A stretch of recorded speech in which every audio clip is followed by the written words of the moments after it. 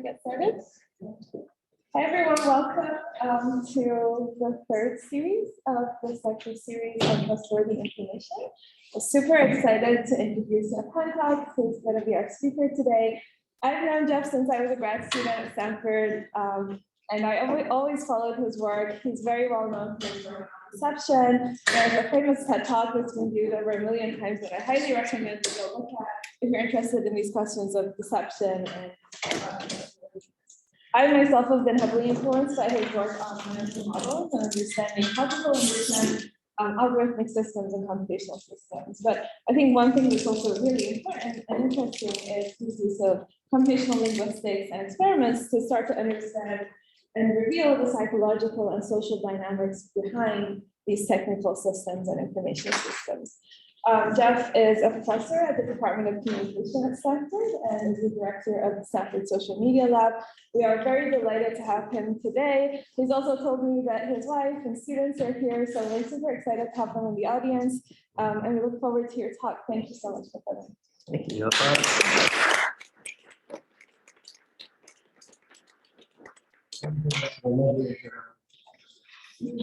It's so good to see you again. We joined Stanford right around the same time, and those were really great times.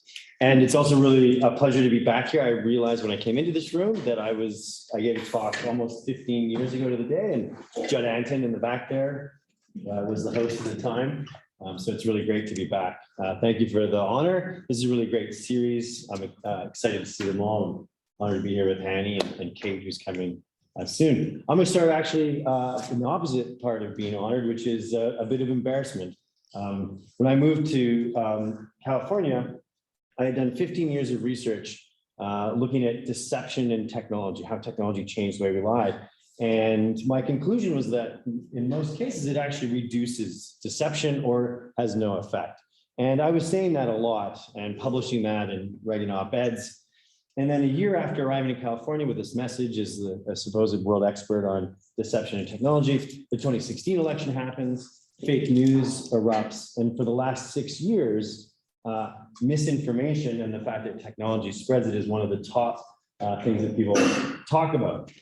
So it was very embarrassing because not only did I not sort of anticipate it, I was saying the opposite. And here's just an example. The only thing in the Pew survey that beats the spread of false information as a concern is climate change. That's good, but it's above cyber attacks from other countries. It's above the condition of the global economy. It's above the pandemic. This is marvelous. So this topic is huge. And I felt like an idiot because here I was this expert and I was saying the exact opposite. And it's been 6 years of that. And so I spent a lot of time thinking how did I get it wrong? Or what did I miss? One possibility is that my work was wrong. I don't think that's right. So this was just a replication of a study that I'd done in the mid-2000s, looking at how different media lead to different amounts of lying. And so what you see here is the percentage of lies that took place in different media. And I looked at email, face-to-face phone, and texting and found the exact same pattern that Dave Markowitz found last year, where phone is where people lie the most, Zoom as well. I have a theory about why that is, so I felt good about that. So maybe it wasn't that I was wrong for what I was doing. I think misinformation and classic sort of deception research are thinking about different things. What I looked at is how people lie when they talk to each other, usually about things in their lives. Whereas misinformation is more about what's going on in the world, right? So it's a little more news oriented. And another thing that happens is with social media, that sort of jumbles together. And so that's something that's really different than what classic deception detection research does. The other is I was studying people that knew each other. I was interested in if Marty wrote me and I wrote her back, would I be more likely to lie to her if I did it via text or say on the phone? Right? Would I be able to detect it differently? But it was because we knew each other, and so we had a tie, what sociologists call ties, a reputational tie. Whereas a lot of misinformation isn't worried about whether it's Marty sending me some misinformation. It's that Starboy352 on Twitter just said that, the COVID's not real, or that the Chinese started it. And so it's coming from people that have nothing to do with me.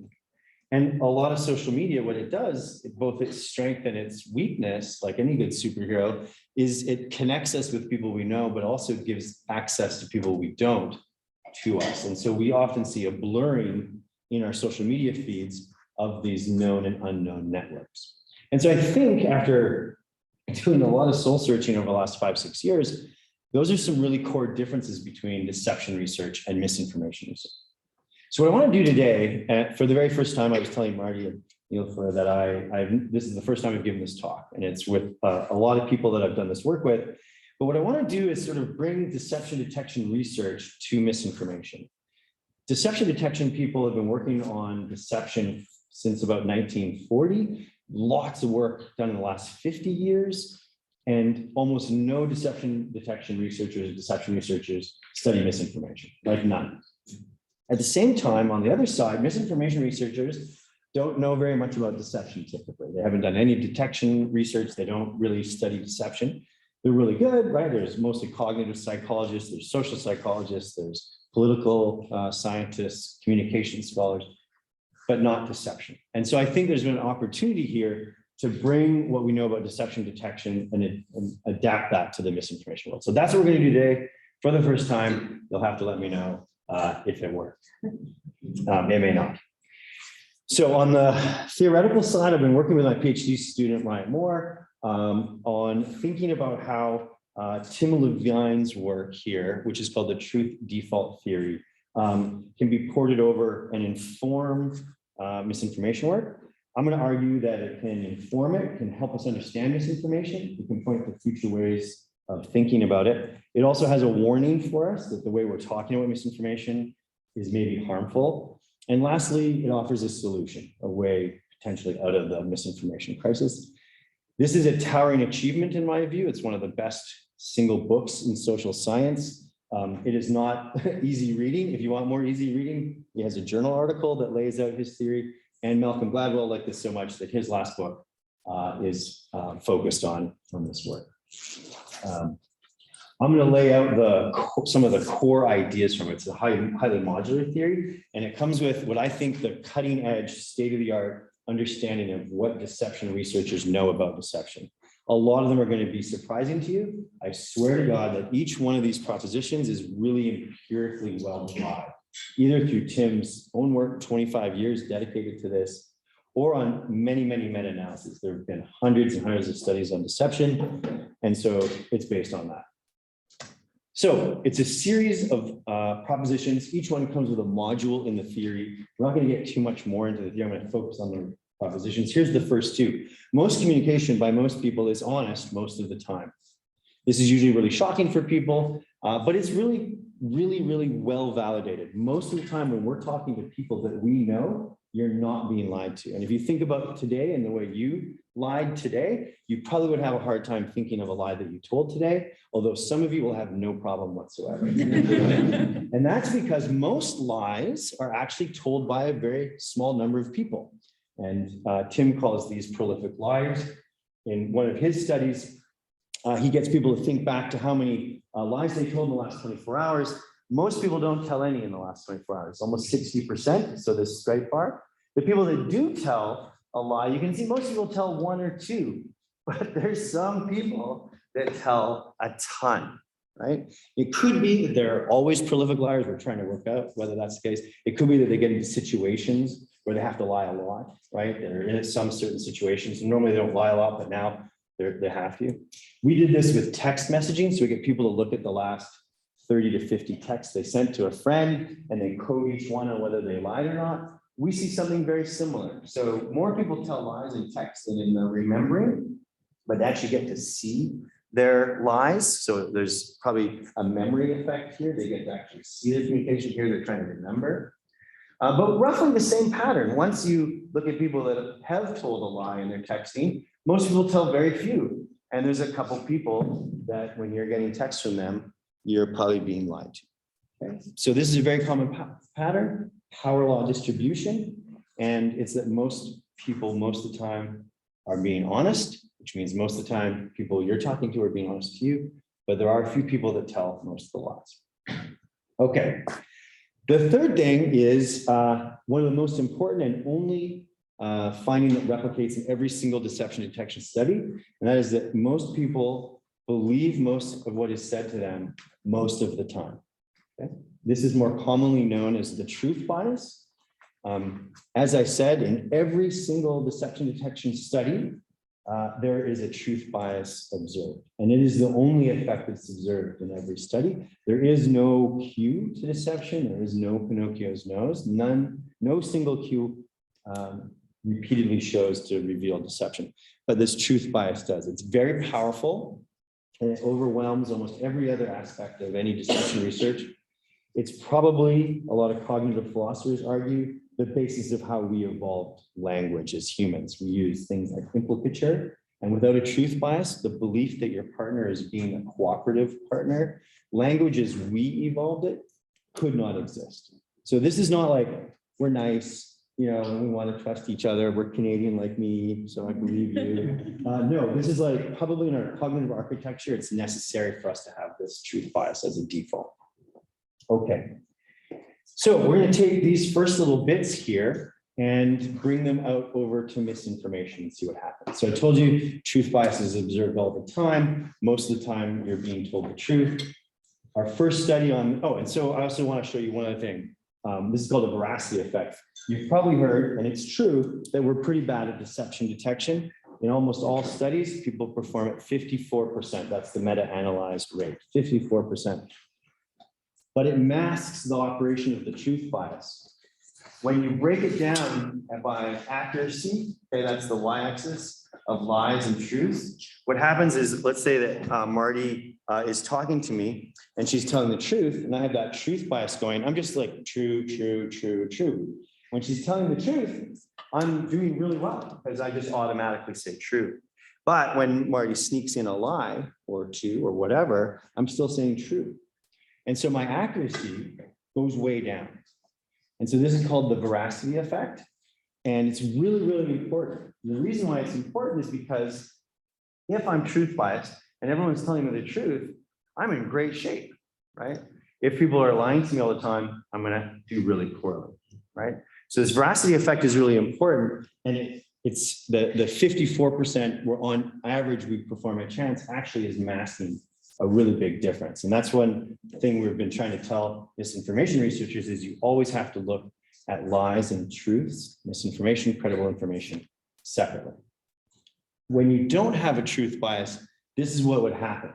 Marty would be telling me truths and lies, and I would be randomly saying truth and lie, and I do poorly on both.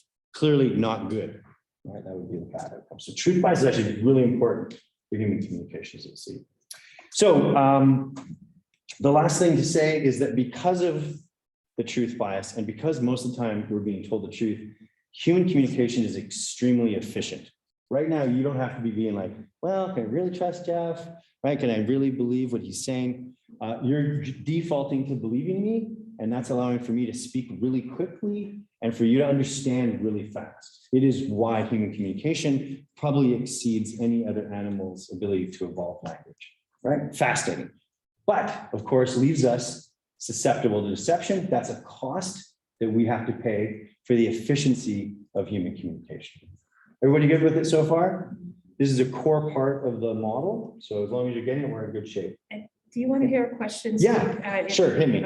One person asked online, can it also be that some people didn't know they were lying, that certain people don't fact check anything they hear and just pass stuff on, so they think they're telling the truth?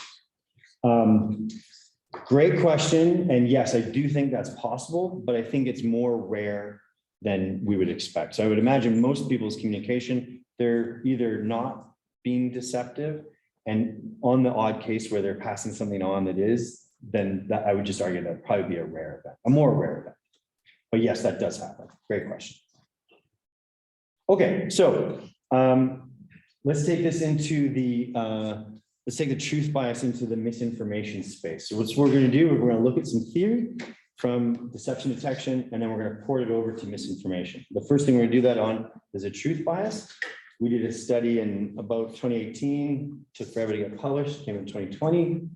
And we adapted a deception detection paradigm to misinformation. So in deception detection studies, you present people with a stimulus. It's either a deceptive message, usually, like did you steal the wallet or not? And you've actually paid the person to lie or to tell the truth. And you show them deceptive messages and real messages, and you get them to judge them. So we did the exact same thing. We find news headlines from social media that are real, that have been fact-checked and are either misinformation or they're credible information, okay? So then we get them to judge it, and we evaluate whether they were correct or not. And we get them to do this, typically 10 times is the most common in the paradigm, 5 misinformation, 5 real. And I'll pause there to say the way I define deception in deception detection research is intentionally misleading someone. That means that you've created a false belief in someone else. You're getting them to believe something is not true. Misinformation has a lot of similarities to it, but I define it as information that is not credible. Something that has propositional content, so it's not my opinion, it's that somebody is saying that this is the case, and it's not actually the case. So it can be fact checkable. That leaves a whole lot of gray area, I know, but for now, let's leave that there. There's a lot of gray areas in deception too that gets ignored in deception research. So there's our paradigm. We show them a bunch of stuff. We ask them to do it. We can detect, see how accurate they are. And here's what the results were. It was really shocking for us. It was one of the first deception detection related studies to show no truth bias. On the y-axis, we have accuracy. The black bars is when they were judging fake news, which is what we called it back then. We're moving even away from misinformation now. I was telling Hanny, we're going to start calling things rumors. But when they were seeing fake news, misinformation, they were performing roughly at 0.6 when they were asked about health-related ones. And you can see it's about 0.5, so 50% here. Politics, they do a little bit better, but still below, what you would like, below 7%. Science, really low. People don't know a lot about science. The main thing to point out here, though, is that veracity effect, that really important thing that comes with the truth bias, has disappeared when we ask people to evaluate news. Hey, Jeff, is chance 50% on this? Yeah, chance is 50%. Yeah. So thanks for that. So chance would be, right along here with science, they're performing pretty much there, but we don't see that nice veracity effect. Instead, we see something consistent with no truth bias. They were sort of performing equally bad on truth and lies. This is a real problem, right? So yeah, they're doing okay at detecting fake. They're doing really poorly at detecting the real thing. And we argued in this paper that the concerns that we have about fake news may be enhancing our ability to detect fake news. That's good, but it's undermining potentially our ability to believe real news. So this is the beginning of the warning that deception research has for misinformation discourse. Okay, so that's our first foray into misinformation with a deception topic. Let's look next at exposure. So a lot of deception research has looked at prevalence, how often people lie. Right now, we have a real sense that there's way more lies than ever before. There is actually no evidence of that I can find. We almost always feel, and there's a number of studies on this, that the prior generation was more honest than the current generation. This goes back generations. You can think back to Diogenes and his lantern. Does anyone remember what he was looking for? A single honest man, right? This is in Greece, 500 BC, exact same concern. There's a misinformation crisis in Greece, right? Confucius in the East, right around the same time, developing Confucianism. It's a reaction against the sense that there's not enough authenticity in Chinese culture at that time. This fear that we have right now is a very old and common fear, maybe for good reason. We need to keep that truth bias intact. We need to keep on saying like, hey, everybody, let's be honest, because we could be more honest. But deception research has not seen, that I can see, any kind of evidence that there's a drastic increase in deception. But we can look at it in misinformation. And to do that, I'm going to talk about a really big study that we did, and it's with Ryan Moore as well, that I was just doing the theoretical work, as well as Ross Dahlke. Ross, raise your hand over there. Ross came up from Stanford with me. And Ross is the one that actually made this possible. So what we did is we replicated a prior study by Andy Guess and his colleagues looking at the 2016 election. And what they do is they watch using web browsing every single URL that a bunch of people, about 1,200 in a representative sample of Americans, they look at every URL that a person visited for 5 weeks around the election, 4 weeks before, 1 week after. And they found in the 2016 election that 44% of Americans were exposed at least once to a piece of misinformation. It's really high.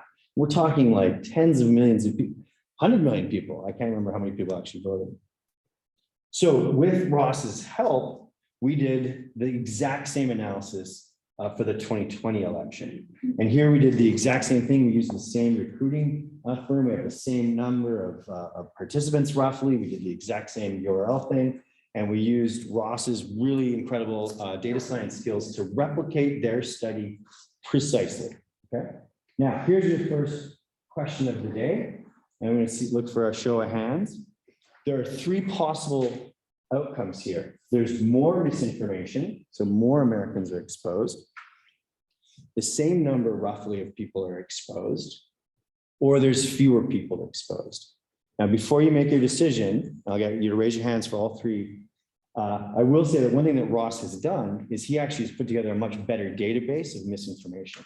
And he guessed in 2016, there just wasn't as good a database. They didn't know about misinformation as much. So Ross has put together a database that's 3 times the size. So he's got a much bigger microscope. So that's the one thing I'll say. Pretty much everything else is really similar. So let's see a show of hands. How many people think that there was more people exposed to misinformation online in 2020? Okay, I'm seeing about 12 hands. How many think the same? Okay, I'm seeing about 7 hands.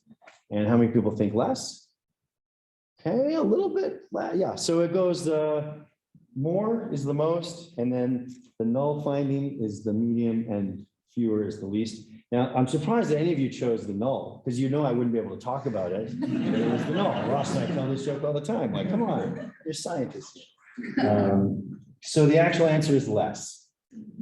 Now, there's a bunch of reasons this could be. One, the platforms clearly are doing a better job. You know, are they doing great? Yeah. But they're doing a better job. They know about this now. Another thing could be that as we adapt to misinformation, we learn, we're teaching people about it, so they know how to avoid it better.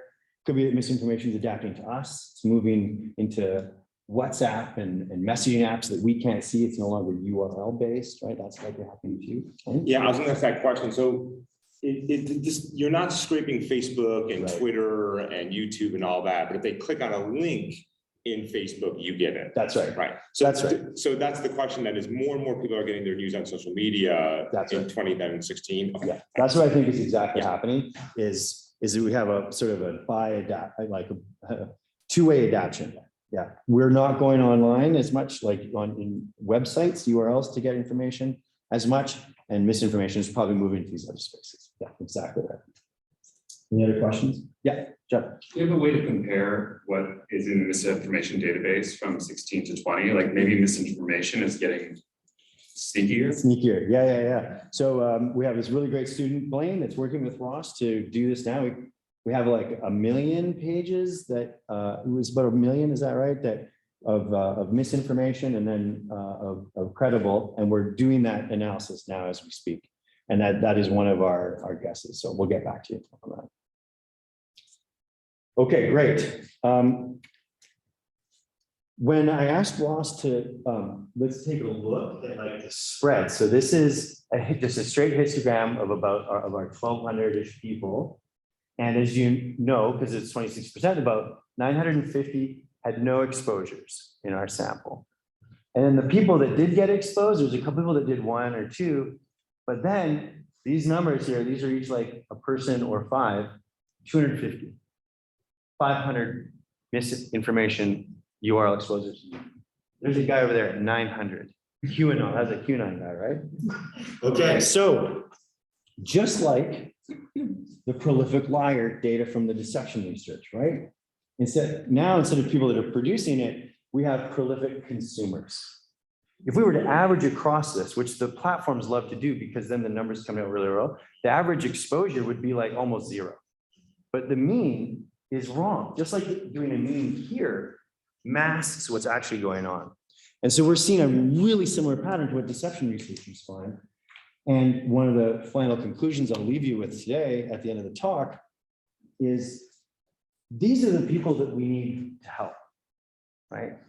Clearly. And these people are doing fine. We should learn a little bit more about like who those people are. So in the next thing, I want to talk about deception research that can maybe help us understand who those people might be. All right, so the next proposition in TDT, the truth default theory, is that deception is purposive, okay? So most people disprefer lying. Deception is something that is like their worst option, but the only one they see. So think back to the last time you had to lie. You don't lie because you want to lie. You lie because you need to communicate something in which telling the truth and other options are not good, right? You're going to hurt someone's feelings. You're going to incriminate yourself, right? So we do deception not because it's deception, it's because I'm trying to accomplish a goal. It's functional, and deception is like the last thing I could do. So deception research tells us that we should be looking at the motives for misinformation. And there's some research coming out now that says there are two primary motives for misinformation, which is really under-researched. But these are the two main reasons. The number one, slightly higher for most when we categorize them, is financial. Clickbait, scams, we're trying to make money. Misinformation is a lot about making money. We think of it often about politics, but actually a slight majority is really financial. The other is persuasion. So trying to get people to believe something about COVID, about whether you vote or not, whether you should vote for someone or not. So that is true. Persuasion is a big one. Okay, so deception research tells us, and TDT says, well, you should think about motivations. If we think about these motivations, well, who, if you're a misinformation purveyor, should you go after? Well, there's one demographic group that's got both of those in spades, and that's older adults. Okay, so older adults, people over 65. I'm going to be 50 next year and will classically be able to be an AARP member. So I'm very sensitive about thinking about older adults. Here, it's over 65. In 2016, they were by far the most likely to be exposed and way more likely to share misinformation, 7 times likelier than undergraduate students. We saw a reduction overall in how many people were exposed on URLs and webs, but the over 65 group still is by far the most exposed. Now, we're doing a lot of research on older adults. I'll talk a little bit about the end. It's easy to think about them having like cognitive decline, weaker literacy skills. Those are true, but I actually think that's not really why they're getting exposed. They're being targeted, right? If you want to make money, don't go after me or an undergrad student. Go after the dudes with all the money. The boomer demographic, 65 and older, has so much more money than any other demographic. It's not even close. Yeah. And like there are also just be a correlation of Facebook dropout age, for example, because the Facebook age declined in the last couple of years, and like more boomers are around Facebook, and maybe this is also an effect. So that could absolutely be another part of it. And they're also more likely to be getting their information on websites, right? And if you're an undergrad, you're much more likely to be getting through some app or something. Yeah. Right. From online, how can few people be consumers of misinformation if about a third of the US population thinks the 2020 election was stolen? Wonderful question. And Hani and Sarah and I talked about this earlier. I'm talking about online exposures to misinformation. Why do I personally think that a third of the US believes the election was stolen? Is if we were able to magically carve out blame, social media gets some. I think that mass media and political elites deserve almost all of the rest of it. I can't give an actual number, but mainstream media and the politicians who we trust, we should trust the president of the United States. When the president of the United States says the election was fraudulent, if you're a citizen, it is completely reasonable for you to believe that person, right? Like we offload trust onto that office, right? And so I think a lot of the people that continue to believe it, like there's a lot of reasons why they might. It could be that they don't really, but it's an identity like you and I were talking about. But I'm talking about exposures online. Another question this person had is, are there different exposure rates by political affiliation? Yes, unfortunately, conservatives are hammered far more often. They're in an ecosystem, I think, that is targeting them. And we'll talk a little bit when I get to Ross's study that's coming up about why that might be. But if you're trying to make money, then talking to conservatives about with misinformation is more likely to be lucrative than not. And a question from another person, it's more about the earlier part of your talk. Are there significant differences across cultures, especially Western versus Eastern societies, with respect to truth bias? Oh yeah, great question. There are truth bias differences. It depends. One of the best predictors is the level of corruption that's in the government in particular. So if you're in Russia or Brazil, which has extremely high corruption rates, you're going to have a lower truth bias. But there's a high floor, right? Because to be able to just communicate, you still have to have that. But yes, your truth bias is lowered by cultural conditions. And this is part of the warning that I think deception research has for us in America in the way that we talk about misinformation. And a final question, because it's related to all this, does level of education matter? For the previous topic of exposure. Do we could find an education difference, Ross? No, I think it was mostly older adults, conservative, and did we see gender with like male was more exposed? So older, conservative, male were the ones most targeted. And we don't know targeted is most exposed. We believe that they're being targeted. It's not that they're somehow weaker or dumber or something like that. Yeah.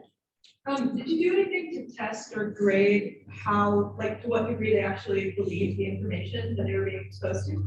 Yes, I'll get to that in the next study. Great question. Very good question. And that's where Ross's study comes in. Effects. Okay. So we're finding that on websites, fewer than we think are being exposed. Those that are exposed tend to be really, really badly exposed. So I'm not trying to say, hey, it's all good. There's way less than we think. It's that it's different than just saying there's lots of misinformation out there. So let's get to your question. Ross was taking a causal inference class at Stanford in the business school, working with Susan Athey, and has done some really sophisticated causal inference work to try and understand what the effects are. There is a surprisingly small amount of research on the effects of misinformation, which is shocking given the potential threat to democracy. Ross has done a pretty thorough review and has found like half a dozen studies, but half of those have been experimental, finding limited and mixed effects. And a couple have been observational. The best one that he's found was by David Lazar and his colleagues, showing that if you were exposed to misinformation, you were less likely to vote. Okay, so not which way, and it was not about false beliefs, it was just you voted less. So misinformation could have a real impact, but it's really shocking that there's been so little, given how much we talk about it, right? Like, what if misinformation just has no effect? I know that's not true, but we don't know. So what Ross did is we will go back to the to our theory for a second, and we know that deception is purposive, and by we, I mean we as humans. So we also can estimate that somebody else might be willing to lie to me. They might have a motive to lie. Okay, so truth default, that truth bias that we have, is not all powerful, right? You can imagine going into, say, a car shop and try to buy a used car, and you would have some expectation that that guy is going to lie to you. He has a motive. So we can project motives. It also means that we can abandon our truth default. So we don't always have it. I kind of visualize it as like our truth default, or our belief state is in like a little bowl and it goes rocking around. As long as the ball is in the bowl and it doesn't fall out, we just believe whatever we're being told. But if something makes us suspicious, something triggers suspicion, it jerks the ball comes out, and now we exit the truth default state, and I'm going to be suspicious. I won't necessarily believe what you're saying. This trigger part's really important because it reminds us that just because we're told something doesn't mean we automatically believe it. This is the hypodermic model, very famous in old communication studies, shown to be wrong again and again. But we kind of always say like, oh, you got exposed to misinformation, therefore you're in trouble. But we don't know. So if I were to tell you, for example, like the earth is flat, and I'd show you a photo, nobody in here is going to change their beliefs that the world is flat. Hey, the world is flat. I can tell you again and again. I can say like I've seen it, right? And you just wouldn't believe me. Why wouldn't you believe me? It's not because you're looking at me. It's not because you were assessing whether I was looking up and to the left. It's because you have a substantial amount of evidence and knowledge that contradicts that, and you are not going to just automatically believe this. Does this make sense? So Ross took a look at what happens when you get exposed. The prior literature has sort of struggled with two reasons that you might believe some misinformation. One is selective exposure. This is like confirmation bias in psychology, but I'm attracted to stuff that's consistent with my beliefs.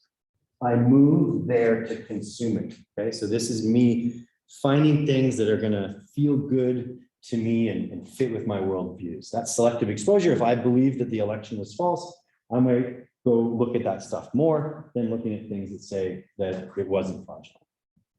But there's a very different one, which is not about you moving and being attracted to that. The other one is motivated reasoning. It's quite different. It's forget about how you got there. Once you get there, if that information is consistent with what you want to believe, then that can forward it, right? So if I were to tell you that like after this talk, you're going to be much better at deception detection in the next poker game you play, you might believe that, right? Because that actually would be nice for that to be true. The point here is that motivated reasoning means that if I want to believe it, it's more likely that that exposure will change my belief into whatever it is I want it to be changed into.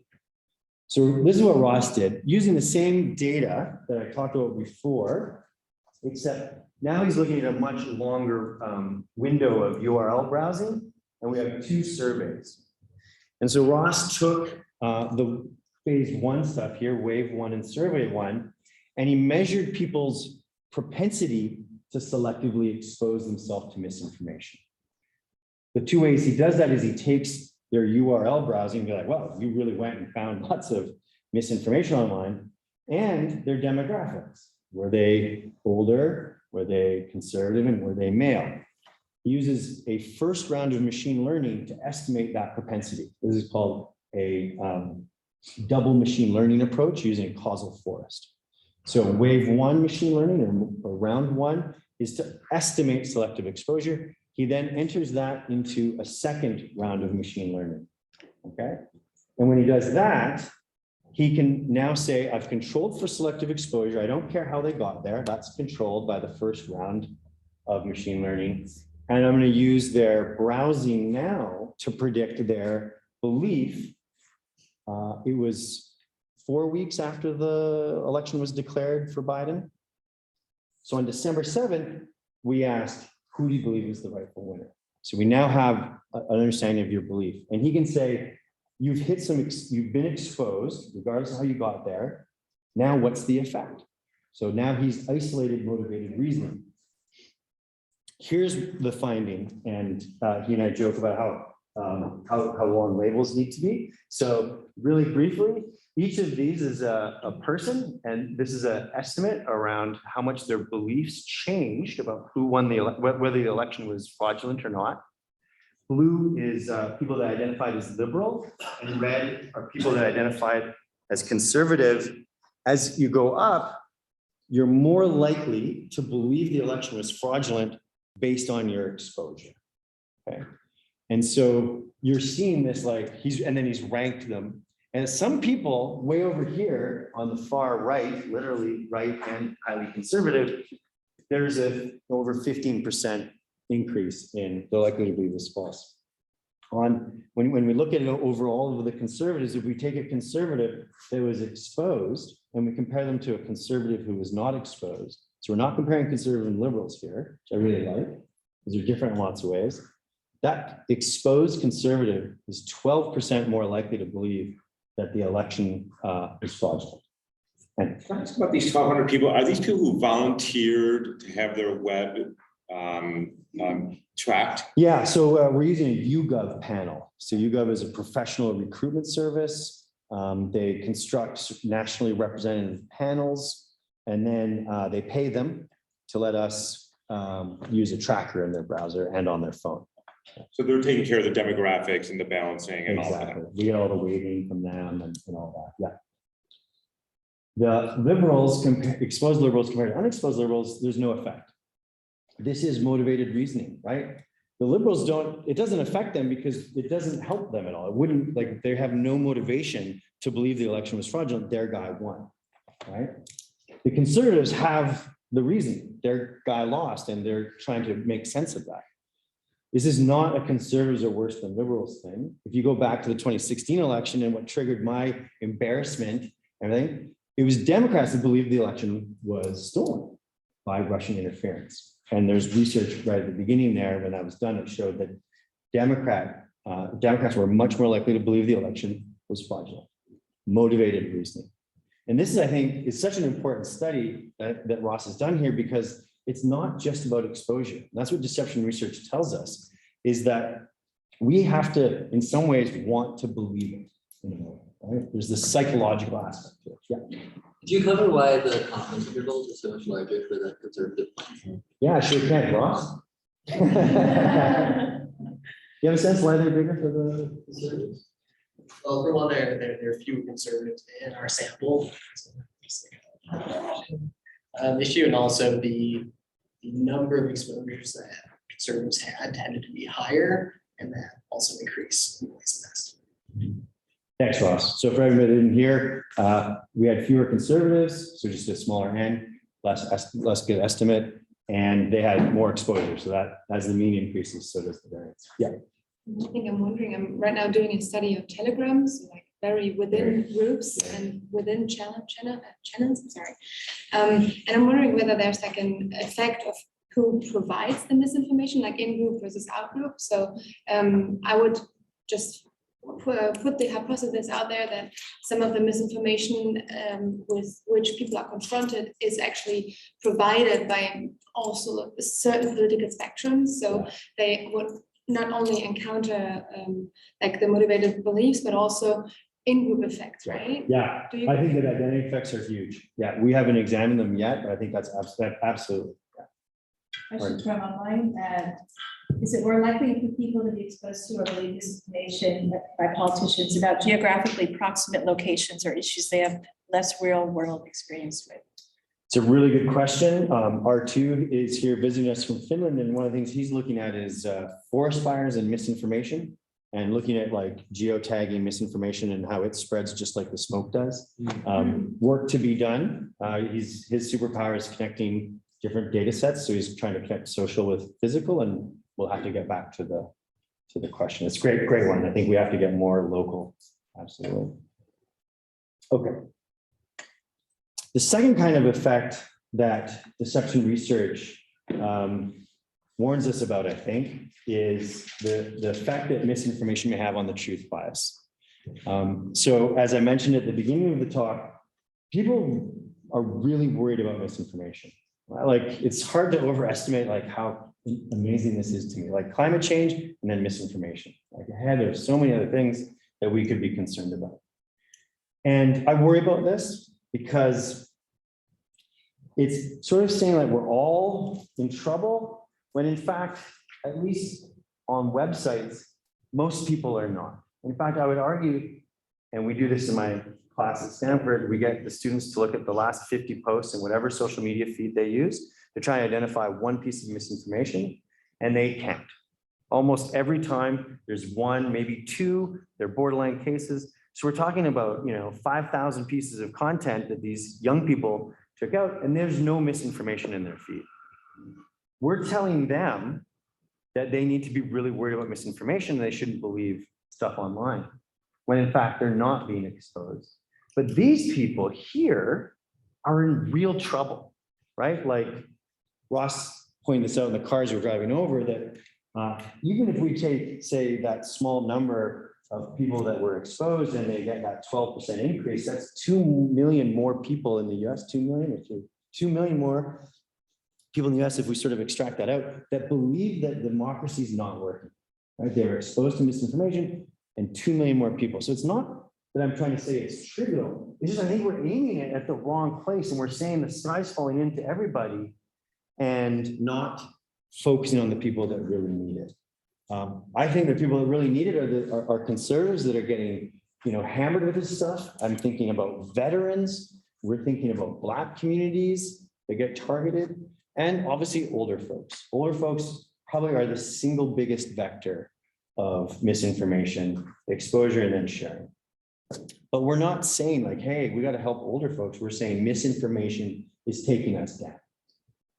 And I think that's a real problem. Now, you might say, hey, Jeff, I don't really believe your work, or it's just URLs. This is work by our colleagues at Penn, Jennifer Allen and Duncan Watson, their team. I'm just going to show this to you really quickly. The blue is people's entertainment consumption of media. The green is news. And up here is people aged 18 to 24, here 55 older. You can see that older people consume more news than young people, but we overestimate how much news is in people's diets. Most people are just like watching sports and having fun and House of Dragons, right? Now, if you squeeze your eyes really carefully, you'll see there's a red line here for the old folks, and there's a tiny red line up there. That is mobile and desktop fake news. Their study is way more comprehensive than ours. This is not URLs. This is using Nielsen to look at everything on their phone, on their computer, and everything on their TV. That little line means that their fake news exposure, the consumption of it, and part of their media diet is 0.15%. Tiny amount. Now, again, that's an average. And we know now that averages are problematic because it ignores the distribution the way this takes place. But holy crap, even if they're wrong by a factor of 10, that's 1.5% of your media diet is misinformation. And as we know, when we say to everybody like, hey, misinformation, and we remove the truth bias, we improve accuracy on a minuscule part of our media diet. So, I mean, it's good. We're getting better at fake news when we encounter it, which is super rare for most people. But look what we're doing to the vast majority of our media diet. We're undermining our ability to say that real news is real. I think this is the warning that deception research brings for us. The way people like me and everybody that works in the misinformation space, the media, the way we're talking about it, I worry is undermining democracy as much as the misinformation is itself. In deception research, we call this the liar's dividend. When liars can convince everybody else that everyone's lying, the liar wins. I think this is a huge problem I'm very concerned about. The good news is deception research also offers a solution. As I said, I'm Canadian and an optimist, so we have to end on a positive note. I have one, I think. The last bunch of propositions in Tim's truth default theory are about detection. So I will tell you a little bit about detection. It has nothing to do, mostly nothing to do with cues. The way my eyes are, whether I seem nervous or not. It's not nothing because we actually do judge cues. When you see me, because I have like sort of a baby face, I seem more trustworthy than somebody that didn't have a baby face. The fact that I'm smiling and happy and moving like this makes you think that I'm more trustworthy. And it has zero to do whether I am trustworthy or not. Okay, so these are demeanor cues. We do rely on them. We do make judgments. They are not accurate about deception. They can't be used. As I mentioned, there is no Pinocchio's nose. How do people actually detect deception? Tim, again, a real pioneer in this area, he just asked people, hey, when's the last time you caught somebody lying to you? I encourage you all to think about that today. It'll be hard. You probably will take like a few minutes and then you'll get it. And I can guarantee you it wasn't because the person's eyes moved up and to the left or any of the other stuff. It's because you had some other information. They said something different on social media. Your friend told you that what they said was a lie. Or you have a lot of evidence that the earth is not round, right? Prior knowledge. Most way that lies are detected, including by police officers, is by seeking out other contextual information that either confirms or just confirms it, right? So this actually gives us a really good clue. We just need to help teach people how to deal with this. And right now, do you know how many people are helping older adults deal with misinformation? It's mostly their kids telling their idiots. It's like, come on, dad, like, I can't believe that you think that that's real. I may have said that. So what we can do is spin up interventions that are targeted at the groups that need it the most, rather than just telling everybody, including undergrads, that they can't believe anything online. Okay, to give you an example of how this kind of deception detection works, here are 2 reviews. Both are for the James Chicago Hotel. My research team paid Mechanical Turker to write a fake one. So the person was given the website of the James Hotel and told to write a 5-star review. The other one is a 5-star review from hotels.com. It's a verified site. You have to stay there and pay, and then you can write your review. So we're very confident that the person stayed there. We can write computer algorithms that can do really well at detecting whether this is fake or not. But humans tend to perform at chance, right? So let's see how Berkeley iSchool does, if you can beat the meta-analyses. I'm going to give you a second or 2 to read them, and I'm going to get a show of hands. And for those of you at home, you can play along at home.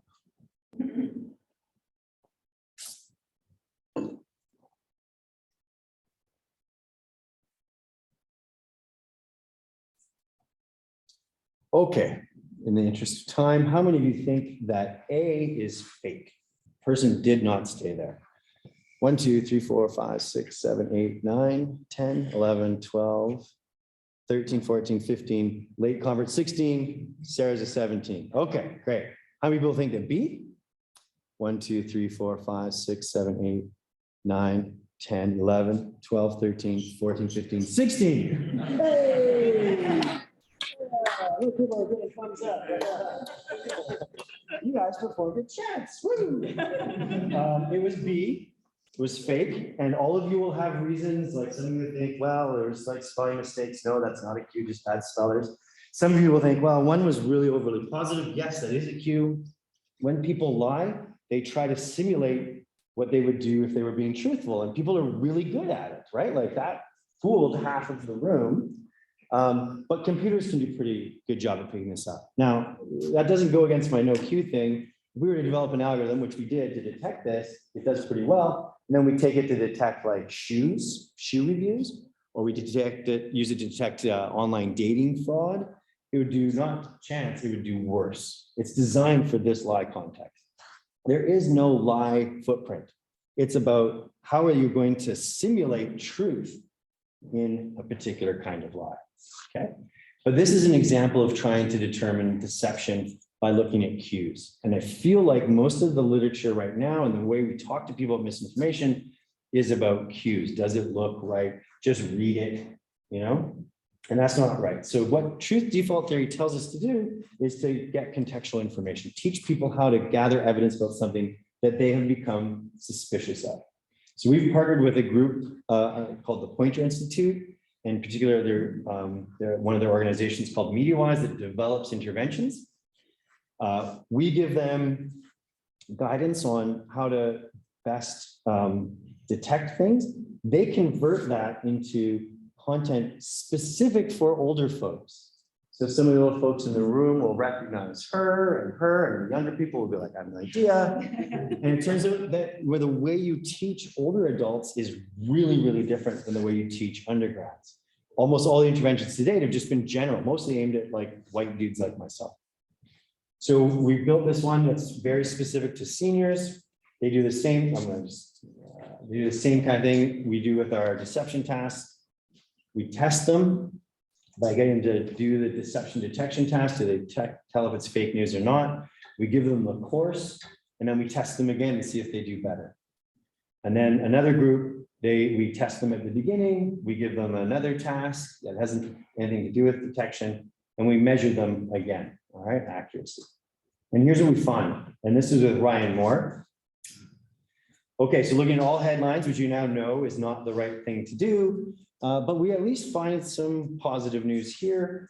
Pre-intervention, the two groups, control in blue and treatment in red, they perform roughly around 60%. The treatment group's already better. And part of that is because the way we recruited them, these were people that wanted to take this course.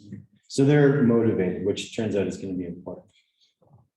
When we look at the false headlines, our folks did better. Great. So they actually got a little bit better at false headlines.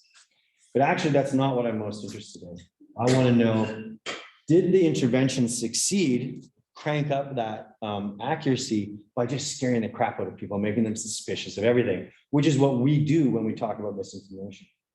And the answer is no. This intervention did a really good job of teaching these seniors these 6 specific skills about how to determine whether it's like a lot of seniors don't know what opening a second browser is, right? They're just like one window, one tab, and to get out of it and search up what they were looking at is really hard. So teaching them literally how to open another tab is game changing, right? It's like this really low hanging fruit can do a lot. And so we increase their ability to detect real news.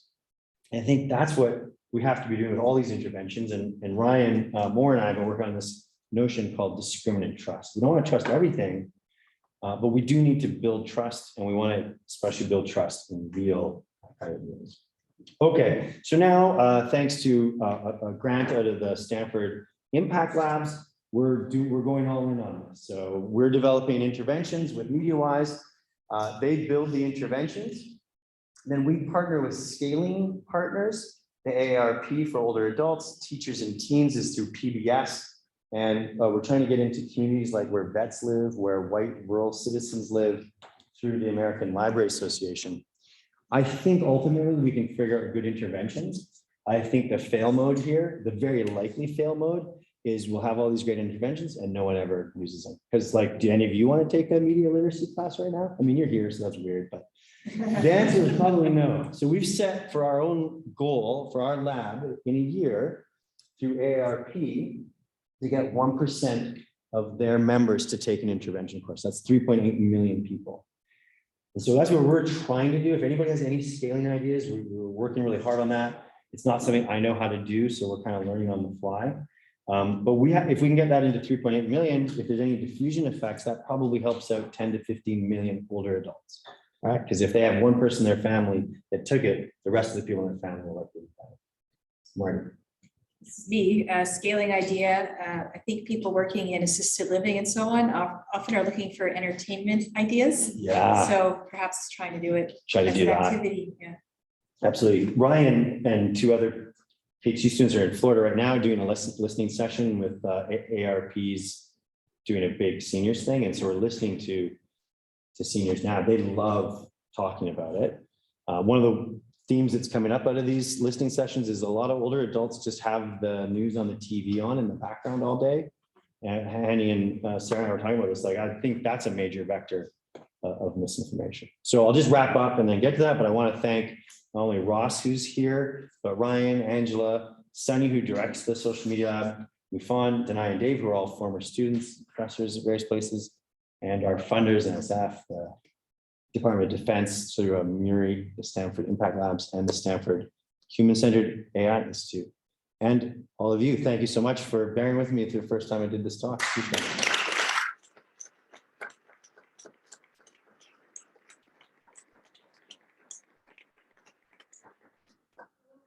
Questions for a while. If anyone has to leave at 5, feel free. I'm gonna ask one that came online here, who says, what matters is, okay, let me say it. Not what % of Americans are affected by misinformation, but the % that are affected by misinformation that are willing to do things like violently attack the Capitol. It's having an impact. Why are you saying it's not having an impact? Yeah. So the question is, why am I saying it's not having an impact? Okay, good. I appreciate the opportunity to clarify myself. That is absolutely not what I'm saying. What I'm saying is that for the people that are exposed, it is having a horrible impact. I want to be really clear to that person and to anybody else listening. When I say that there's not as much misinformation as we thought. It's not because I think the problem's going away or it's not bad. It's that we're talking about it wrong. It's Marty, we've talked about this. We think about it as the 99% and the 1% problem. I think that for the majority of people, they're not that exposed. For the small number that are, they're really exposed and they're alienating their families. They are committing violence. They're undermining democracy. So I couldn't disagree more with their conclusion, and I appreciate them giving me a chance to clarify. All right, another scaling idea to pass along, Medicare. Yeah, absolutely. Geez, we hadn't thought about that. Right. Yes, that would hit the older adults. Perfectly well. Yeah. So All right, let's have some in here. Oh, and I was really compelled by your argument that actually fake news makes up quite a small proportion of people's diet, and that study that you showed with the other group. yeah. I'm sort of wondering what you think the implications are for content, excuse me, content moderation. In particular, the arguments against over moderation because of free speech and silencing, etc. Perhaps if people knew that actually fake news is such a small portion and actually moderation might be a smaller scale than we originally thought, do you think there'd be implications there? Yeah. Wow. I hadn't thought of it that way. I guess we're about to find out on Friday when Elon Musk takes over Twitter and gets rid of all the moderators. It's a good question. You and Hanny might have better answers because I actually don't sit with any content moderation teams.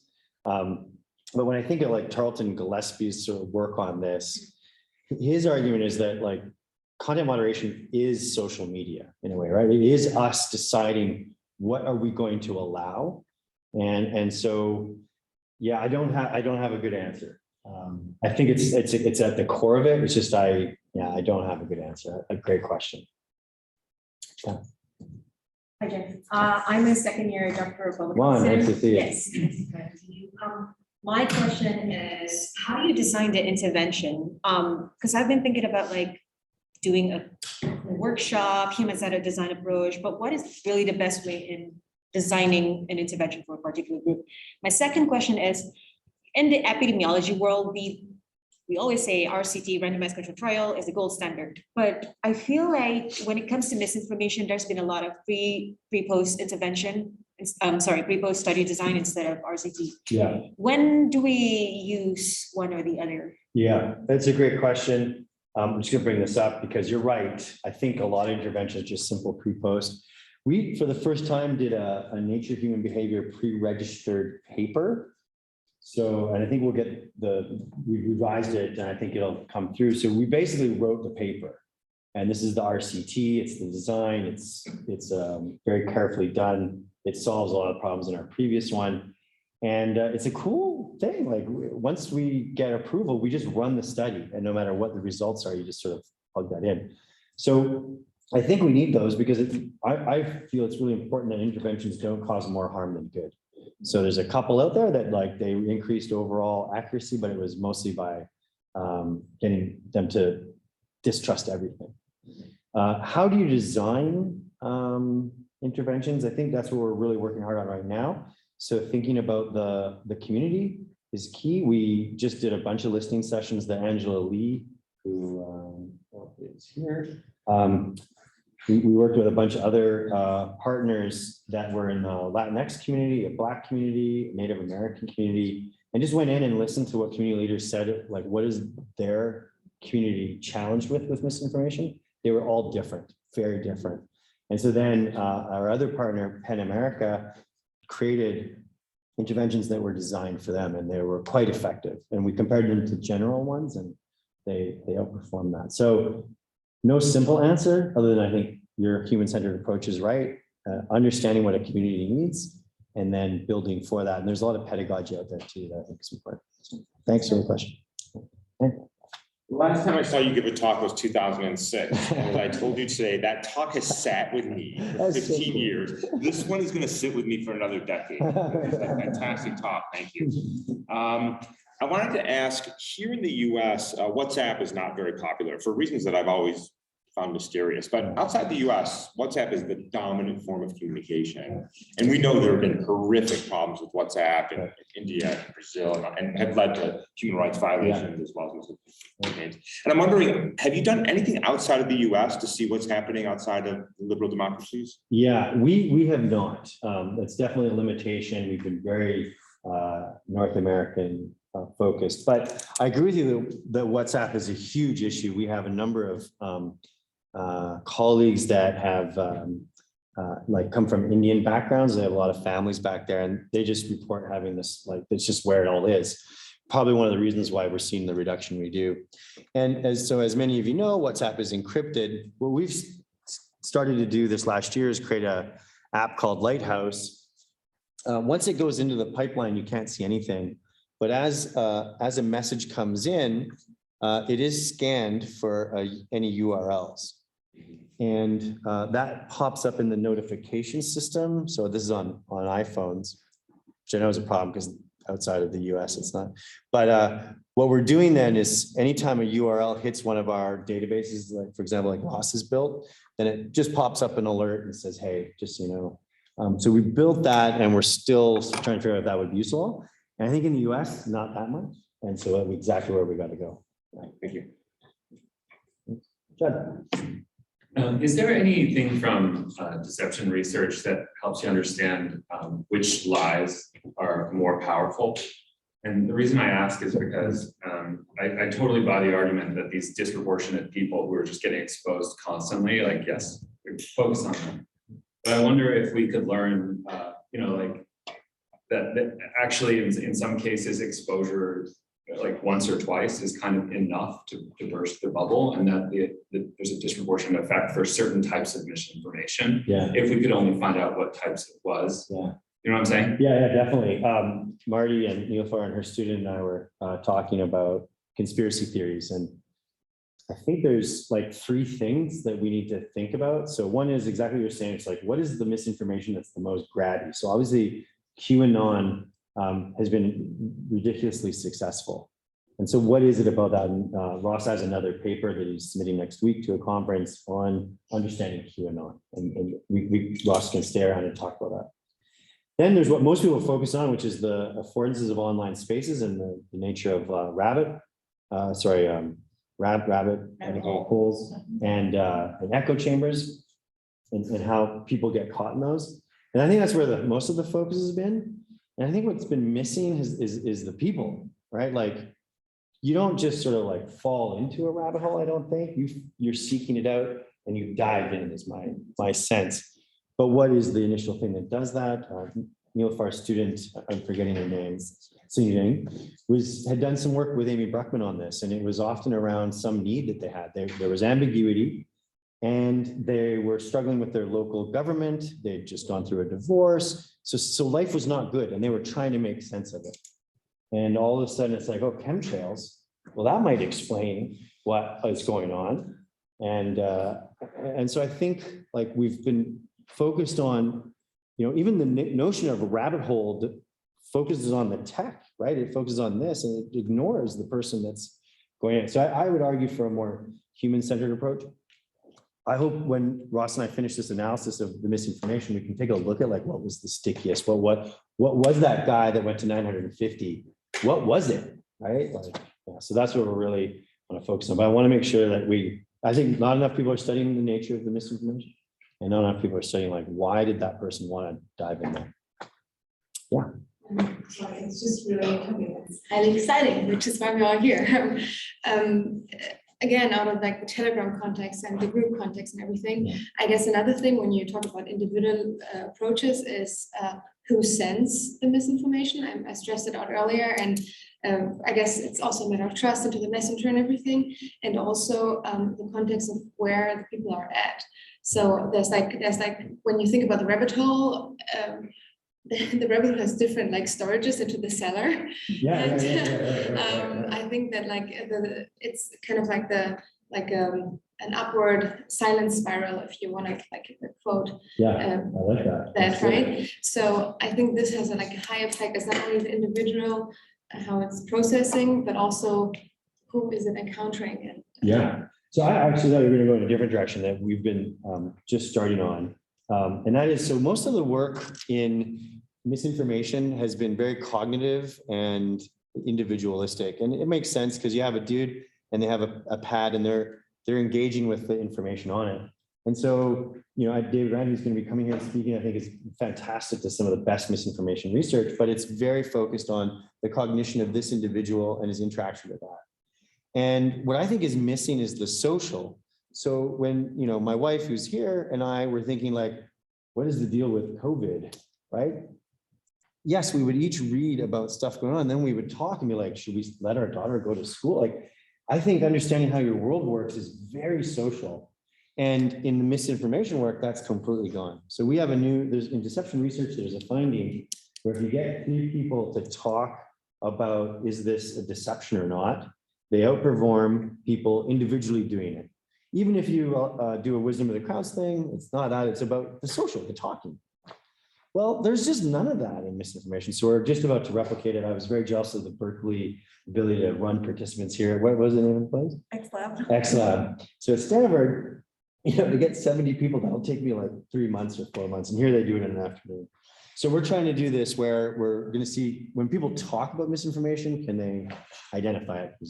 We can offer you a job. If you That's what I'm want. thinking. We need more participants. Sorry, Marty, sorry. I'm not the dean anymore, sorry. The dean has concerns. Awesome, yeah. I'm a PhD student in jurisprudence and social policy, so this Okay. was extremely educational. Oh, good. Thanks for I coming. wanted to ask why your intervention model focuses on intervention at the level of the prolific consumer and not the prolific liar. Is it something to do with findings in deception research, or is it that the First Amendment ties your hands? Yeah. Such a good question. So when the misinformation crisis first hit, I was like, we have to go after the sources because people can't detect deception, right? And I realized, so the really honest answer is, I don't have the resources or skill set to go after those folks. I think there are entities that do. I'm thinking government, law enforcement, the platforms.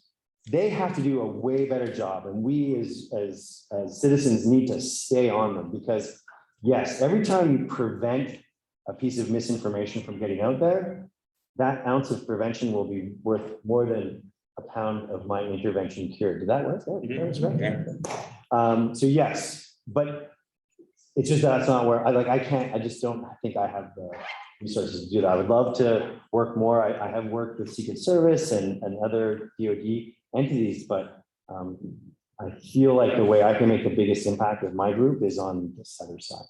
Yeah, and long term, what's the solution? Long term, it has to be us changing and becoming better. And law is going to be important, policy will be important, enforcement will be important. But if we focus just on all that, it absolves us a little bit, right? So back when we were changing literacy rates in the 60s and 70s, it was about getting math, arithmetic was really important to making citizenry better. And then when polls were happening, we realized, we need to teach people basic statistics so they can understand what polls mean. And then now there's algorithmic literacy, right? We need to just keep pushing forward on, as our media environment changes, we've done it in the past and succeeded.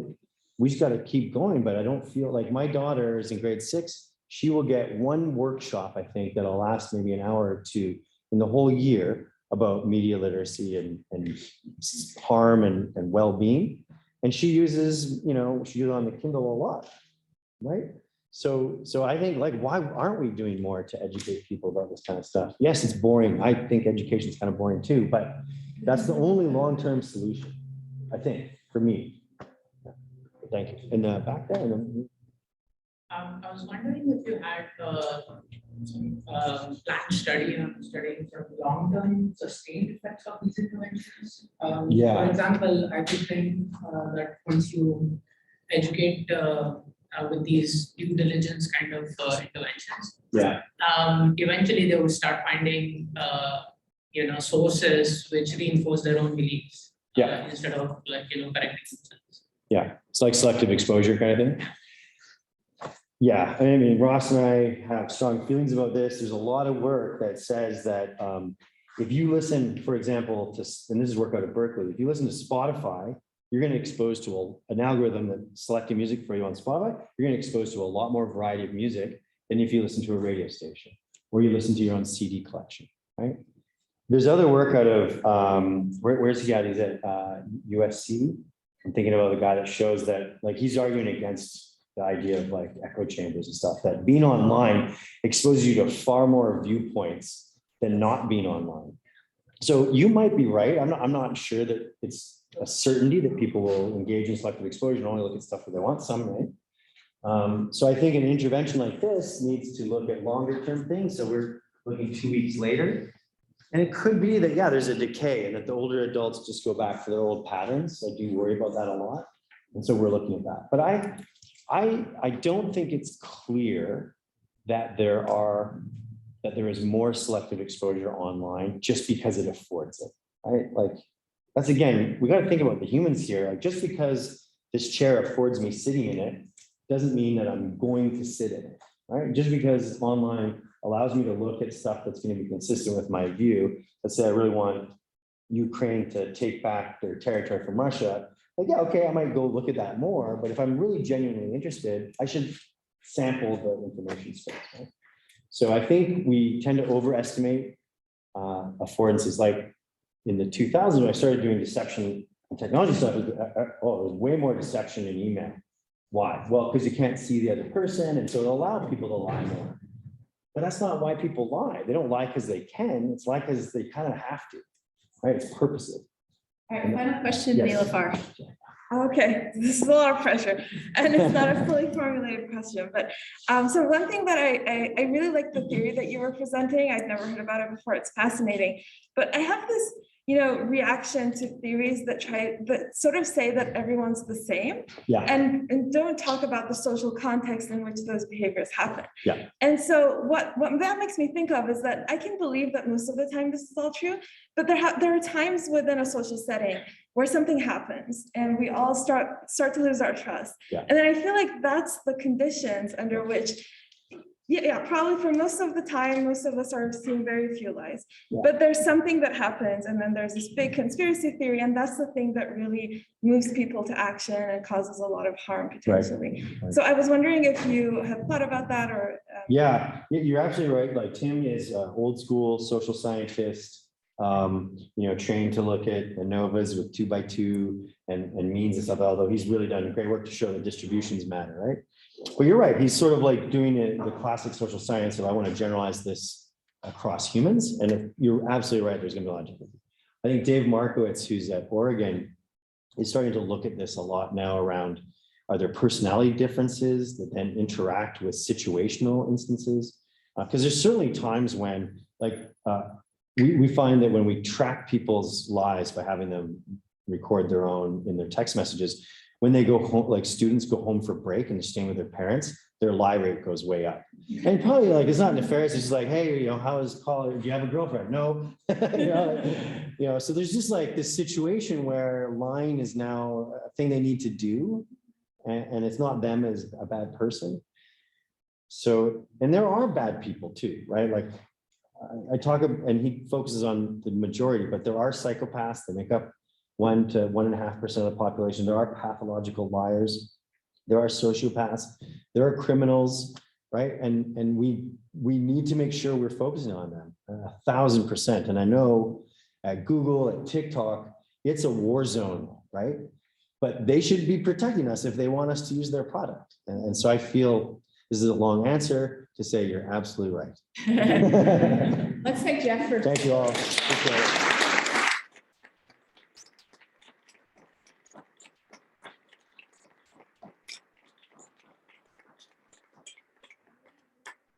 And if you like. And Ross is right there if you have any questions about double machine learning. Yeah.